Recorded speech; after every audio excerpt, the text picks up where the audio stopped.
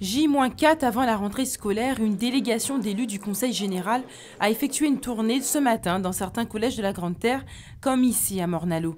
L'objectif, dresser un bilan des travaux réalisés pendant les vacances scolaires.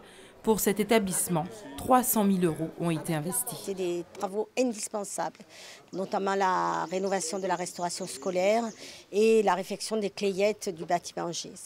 Vraiment, je suis contente. Bilan moins plaisant pour le Collège du Moule. L'établissement général de Gaulle est directement concerné par le programme de renforcement parasismique.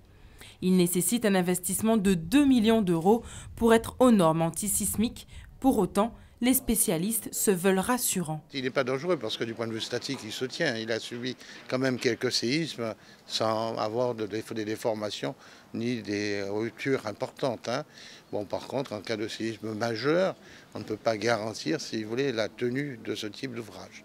Donc les règles ayant changé, les méthodes de calcul ayant changé, nous pouvons aujourd'hui construire parasismique. Et c'est un petit peu la volonté du Conseil général qui décide non pas de reconstruire, mais de créer, si vous voulez, des structures, si vous voulez, de confortement, des principes de confortement qui permettent de garantir la tenue du bâtiment, même en cas de séisme majeur. Vieux de plus d'une vingtaine d'années, ce collège a été désengorgé d'une centaine d'élèves, transférés depuis l'an passé dans ce nouveau collège, situé à la section de Guénette.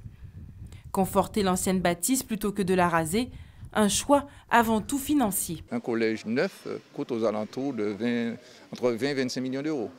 Donc si on devait raser tous les collèges sous lesquels on doit faire du confortement, je crois qu'on ne pourrait pas le faire raisonnablement. Ce cas ne fait pas figure d'exception.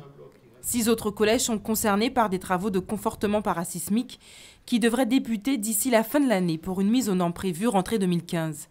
Coût total de l'opération pour le Conseil général, 44 millions d'euros.